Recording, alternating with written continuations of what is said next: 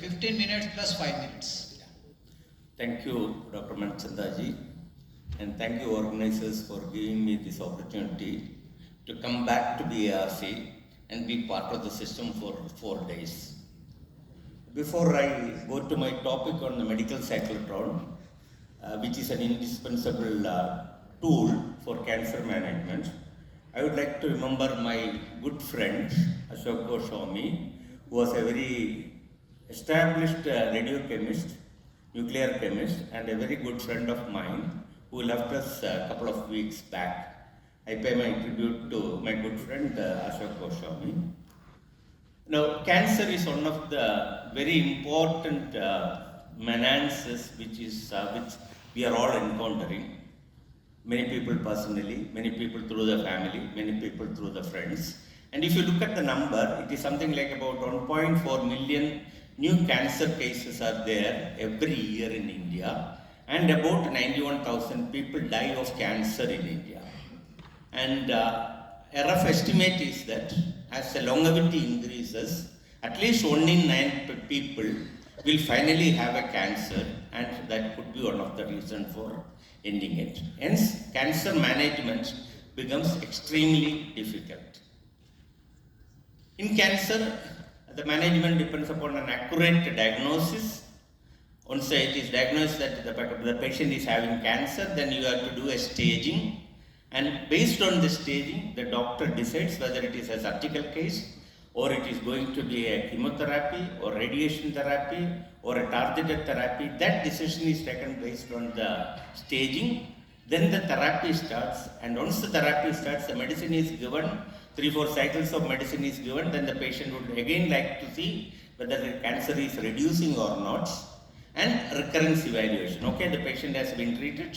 What happens after 1 year, 2 years, couple of years later? So the cancer patient need to be evaluated on a regular basis. And the imaging techniques plays a very important role in cancer management. We know the imaging techniques. We know that there are X-rays, ultrasounds, computed tomography, magnetic resonance imaging. All these imaging modalities are based on some bulk property difference in our body. So, for example, there's a big tumor is formed, a CT can find it out. There is a, density has changed, magnetic resonance imaging can take place. But there are two techniques which are called molecular imaging, which is actually tracking the molecular differences happening within the body because of the cancer. And these are the two techniques where we use radioactivity. The first one is called single photon emission computed tomography, and the second one is called positron emission tomography. And these techniques are also fused with other imaging modalities like CT and MRI. So generally, any person, when he is diagnosed with a cancer, and before starting the treatment, it is very likely that the oncologist will tell that, let's just take one PET-CT imaging. What is PET-CT imaging is, positron. Positron is, the radio isotopes which have less number of neutrons. They decay by emission of a positron, and this positron will travel a few distance, and then it will annihilate with 1 electron, and 2 gamma photons will be ejected to the opposite side. So this is an imaging modality where these 2 gamma rays are taken, and this is how it looks. The patient, once he has got a radiopharmaceutical to image his brain, he is given the radiopharmaceutical, and then he is imaged by keeping annular radiation detectors. The information collected is processed in a computer, and the computer finally gives an image telling that, okay, this particular patient, the brain imaging study, what is done, either it is normal or not. You can see that 2 commas, what you see, it is a striatum of our brain, and if there is no activity in that brain using that particular radiopharmaceutical, the patient is suffering from Parkinson's disease. Now this is PET-CT images of 3 patients. One, you can see that the activity, the radiopharmaceutical is injected, the PET-CT is done, the activity is seen in the brain, the activity is seen in the heart, and there is no other activity other than that is in the bladder. So the patient will be known that this is a cancer-free patient. And in the next image, you can see that a large amount of activity accumulated near the colon, and that is no activity seen in the heart, because the amount of activity in the colon is so high that activity in the heart is not seen, and immediately the doctor knows that this is a cancer case where the colon is there, and they have a tumor board and they will decide whether to do a surgery, whether to do a chemotherapy or radiation therapy. Likewise, this is a lung cancer patient. You can see that there is a good amount of activity accumulated in the lung. So the decision for the doctor to start the treatment becomes very simple. Now this is done by using a radiopharmaceutical which is called glucose, a radio-labeled glucose, or we call it as 2-fluorodeoxyglucose we call it, in which there is a fluorine atom in one of the position. This is nothing but the glucose what we always keep injecting, because the cancer is a high-growing disease. There will be a lot of cells being formed, and those cells need actually glucose. So glucose, we use it as a non-specific tracer for imaging cancer. Now this is one of the best radiochemistry experiments or the chemistry scheme what is developed. This is the synthesis of glucose.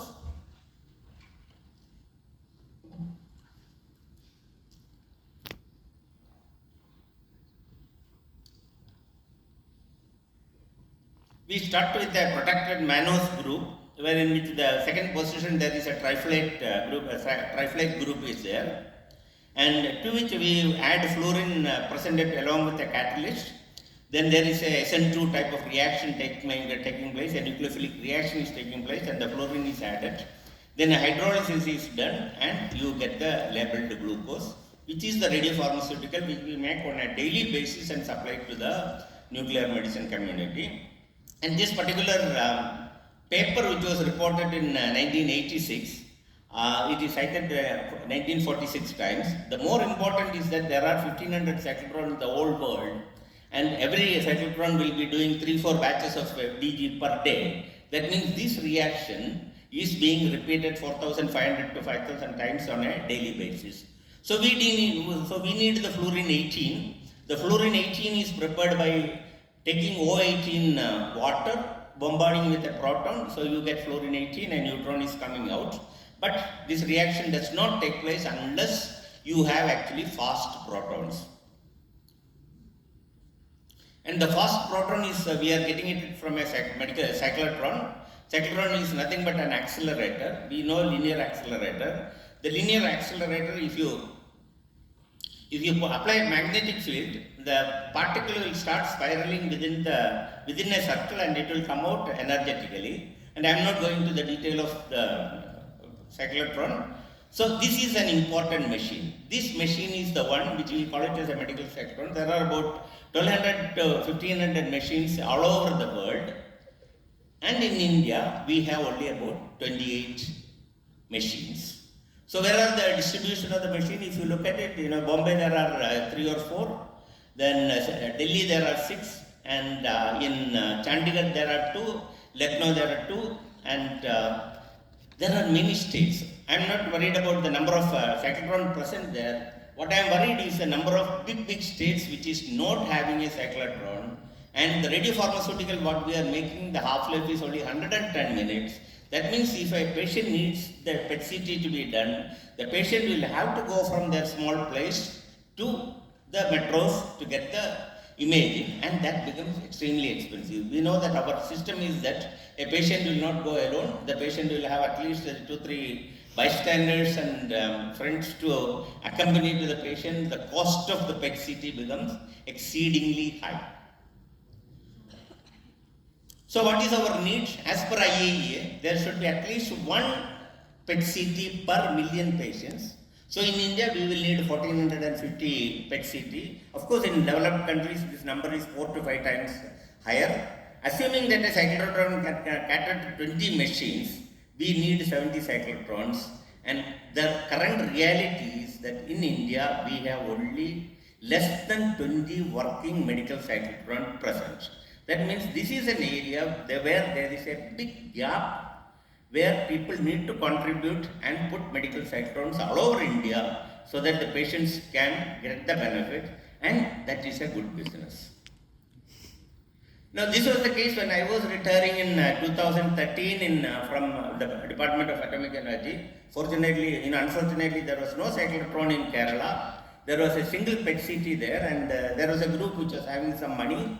He had asked me whether will I be able to join with them and help them in putting the cyclotron. I have said yes, I can help them.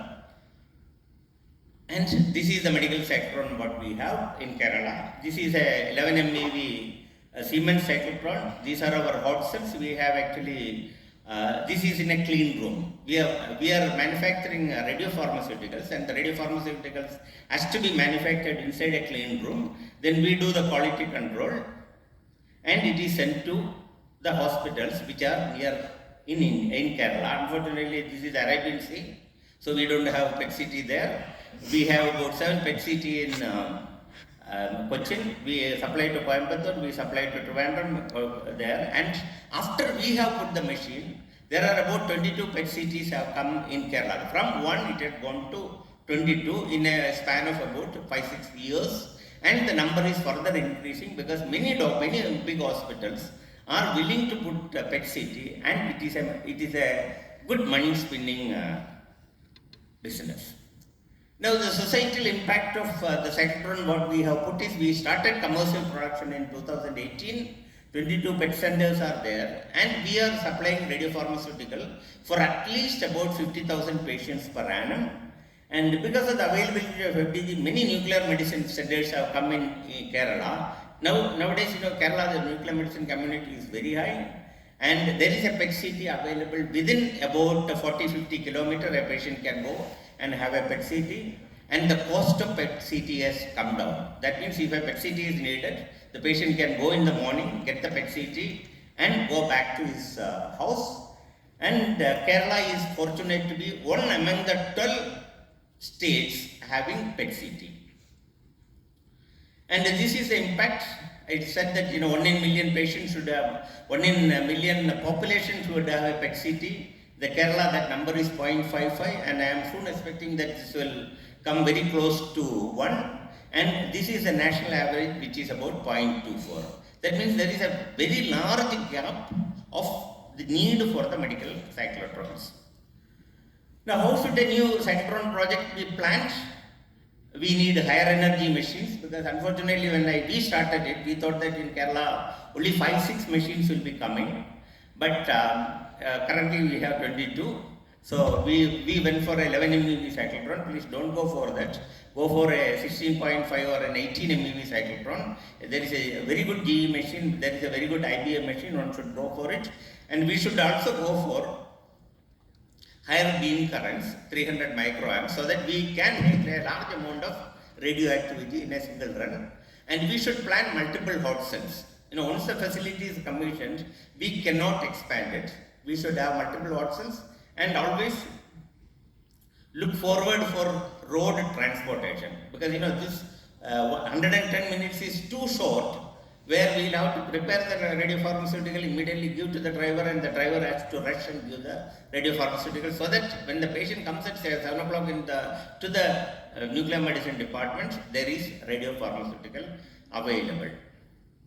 And Atomic Energy Regulatory Body is the ultimate authority for giving you permission for setting up a cyclotron. They have a very nice way of giving clearances. There is a site assessment and approval is there, a design and construction approval is there, then there is a trial run operation, and there is a licensing, and there is a decommissioning is also we will have to put it. So these are the way in which we will have to go through the Atomic Energy Regulatory Board, and they also have made some very nice documents which people can look in. That is the guidelines to start medical cyclotron facility, medical cyclotron facilities. There are 2 documents which are downloadable from the AERB website, and it can be used for setting up the medical cyclotron.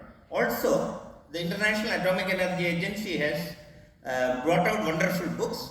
These are the 4 books on to study what is cyclotron.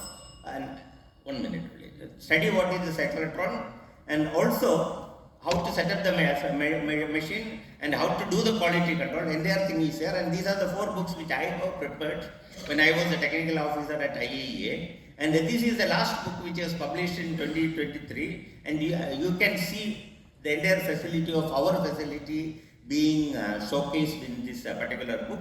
And all these books can be sort of collected, downloaded from IAEA free sites. And finally, thank you for your kind attention, and thank you for giving me these 15 minutes. Thank you.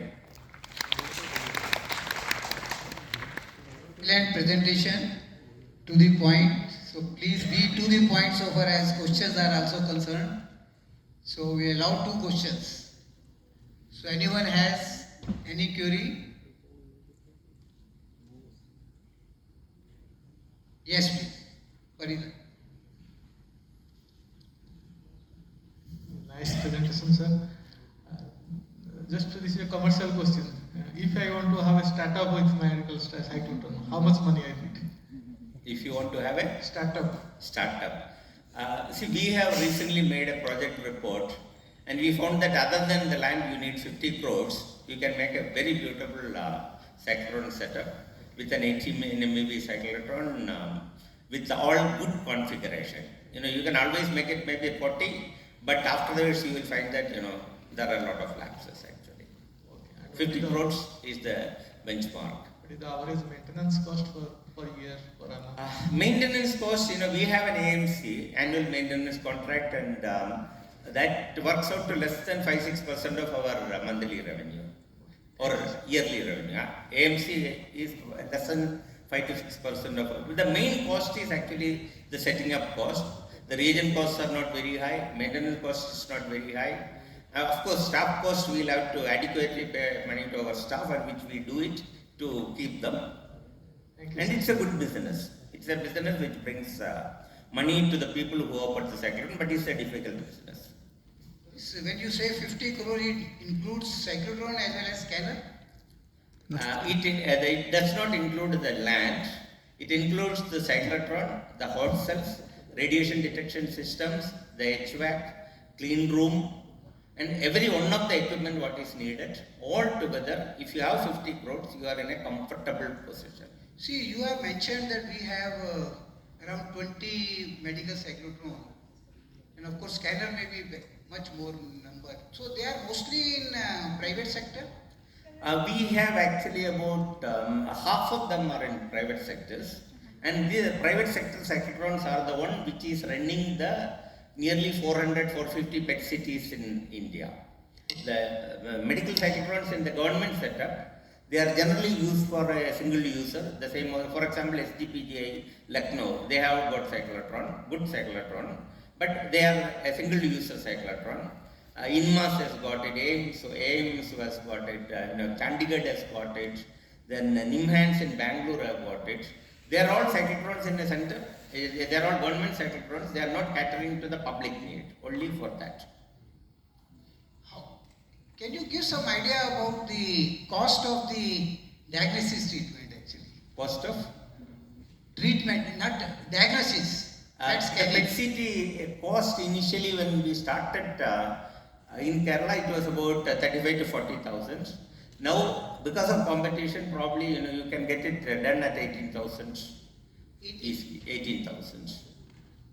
And the patient is admitted for one day? No admission is needed. The patient will have to do a fasting for 8 hours. That means in the night when you eat, after that you don't eat, so that the glucose level goes below baseline. Then the patient is given an injection and allowed to be in our nuclear medicine department for about 1 hour. And then the urine will be passed to empty the bladder.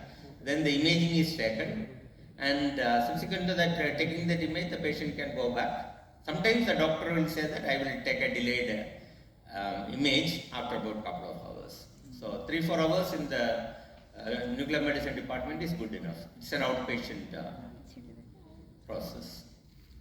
Any other question, please? If not, it is my privilege. I think somebody wants to ask there. Thanks for your nice presentation. I'm just wondering the cancer coincidence or the cancer homogeneity is existing in India or in different states? Yeah, that is what the statistics I had given in my first slide. Something like about 2.4 million new cancer cases every year is there. So the Okay, cancer. but I mean, so there is some state where you have more cancer incidence and there is some state. Such studies, to my best of my knowledge, it is there. And even if such statistics is coming, it is only because of the more accurate diagnosis which it is taking place. Not that the cancer varies from one place to the other very significantly. Because most of the Indians have the same eating habits, and some of those cancers are common actually. So, Okay, thank you very much. yeah, thank you. And this is my team. This was in a Onam day. To hand over a small memento on behalf of the organizers to the distinguished speaker and my old friend